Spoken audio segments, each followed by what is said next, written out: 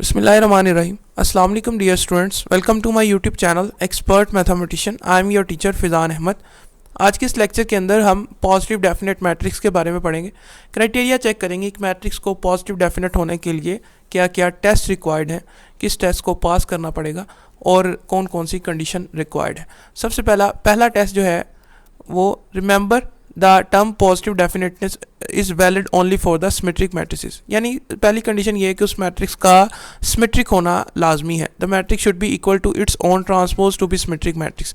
हमने पढ़ा हुआ है कि उस मैट्रिक्स का अगर हम ट्रांसपोज लेते हैं तो वो अगेन वही मैट्रिक्स आ जाएगा, ठीक है, तो उस पर कोई फ़र्क नहीं पड़ेगा ट्रांसपोज लेने से। तो पहला कंडीशन ये है कि हम चेक करेंगे कि वो सिमेट्रिक है या नहीं है, ठीक है, पॉजिटिव डेफिनेट के लिए।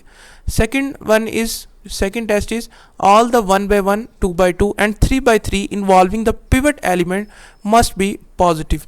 यानी हमारे पास जितने भी 1 by 1, 2 by 2, 3 by 3 के जितने भी हमारे पास मैट्रिक्स बनते हैं, ठीक है, उनका जो पिवट एलिमेंट है वो क्या होगा, पॉजिटिव होगा, ठीक है।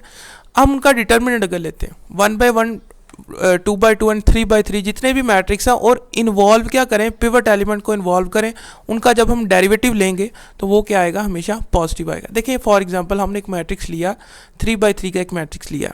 अब यहाँ पर देखें तो 1 by 1 का मैट्रिक्स कौन सा होगा जिसमें पिवट एलिमेंट इंक्लूड होगा। देखें 3 बनते हैं, 1 ये वाला एक मैट्रिक्स और ये वाला जिसमें पिवट एलिमेंट इंक्लूड हो, तो वो तो सेम ही है ना। तो इस वजह से सिंगल एलिमेंट का डेरिवेटिव हमारे पास क्या आएगा, 2 आएगा। क्लियर, ये 1 by 1 का है। अब सेकंड वन हम चेक करेंगे 2 by 2 के हवाले से। 2 by 2 के हवाले से अगर चेक करें तो उसमें पिवट एलिमेंट जो इंक्लूड होते हैं वो ये वाले हैं। देखें एक मैट्रिक्स ये बनेगा और सेकेंड वन ये बनेगा। देखें दोनों मैट्रिक्स सेम है जिसमें पिवट एलिमेंट इंक्लूड है 2 by 2 के। और कोई ऐसा मैट्रिक्स हम नहीं ले सकते जिसमें पिवट एलिमेंट इंक्लूड नहीं होगा। अच्छा जी, देखें यहाँ पर ये दोनों मैट्रिक्स सेम है। अब इनका डिटर्मिनेंट अगर फाइंड आउट करते हैं तो ये आता है 3 आता है। इसी तरह 3 by 3 का सिंपल इज दैट जो हमारा 3 by 3 का मैट्रिक्स है उसको चेक करेंगे और वो देखें आपके पास तीनों का डिटर्मिनेंट हमारे पास क्या है, पॉजिटिव आया, ठीक है। तो ये सेकंड टेस्ट था, इसको अप्लाई किया हमने। और थर्ड टेस्ट ये है कि उसकी जितनी भी आइगन वैल्यूज़ हैं वो सारी क्या हैं, पॉजिटिव आए। In case of real world में हम चेक करेंगे कि उनके जो आंसर आते हैं वो क्या आएंगे, पॉजिटिव आएंगे। देखें यहाँ पर आइगन वैल्यू को निकालने का तरीका ये होता है a माइनस लैम्डा i का डिटर्मिनेंट इज इक्वल टू 0। यहाँ से a मैट्रिक्स जो हमने लिया है वो ये वाला है, ठीक है।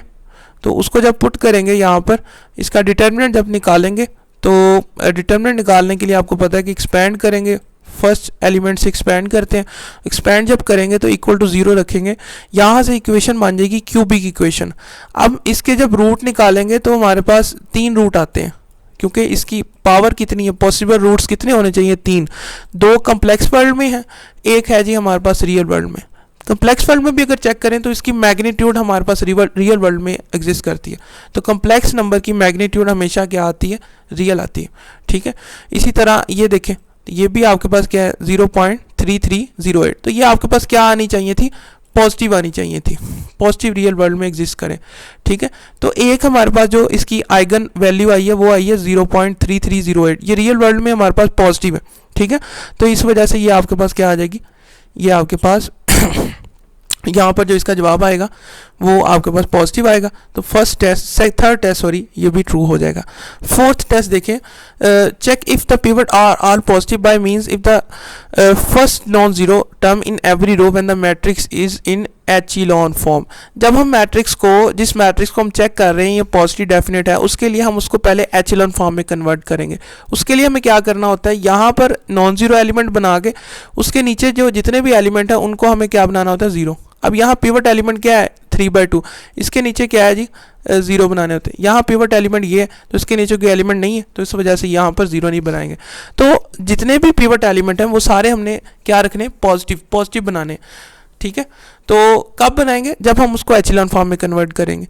अगर ये कोई मैट्रिक्स इन 4 टेस्ट को होल्ड करता है जो हमने पढ़े हैं, ठीक है। पहला टेस्ट क्या था जी, पहला टेस्ट था उसका सिमेट्रिक होना ज़रूरी है। सेकंड वन इज जितने भी उसके डेरिवेटिव बनते हैं 1 by 1, 2 by 2, 3 by 3 के, और क्या करें, फर्स्ट एलिमेंट क्या हो, पिवट हो, इंक्लूड करें तो वो क्या हो, सारे क्या हो, पॉजिटिव हो। हमने चेक किया कि जितने भी डेरिवेटिव पॉसिबल बनते हैं जिनमें पिवट एलिमेंट जो है, यानी पहली रो का पहला element, second one is the ये वाला होगा, और थर्ड रो का जो डायगोनल एलिमेंट पिवट एलिमेंट जो है, ठीक है। जितने भी डेरिवेटिव हमारे पास आते हैं जिनमें पिवट एलिमेंट, फर्स्ट एलिमेंट जो है पिवट होगा, तो उसके हवाले से हमारे पास जो है जितने भी डेरिवेटिव बनते हैं हमने चेक किया कि सारे डेरिवेटिव क्या आ रहे हैं, पॉजिटिव आ रहे हैं।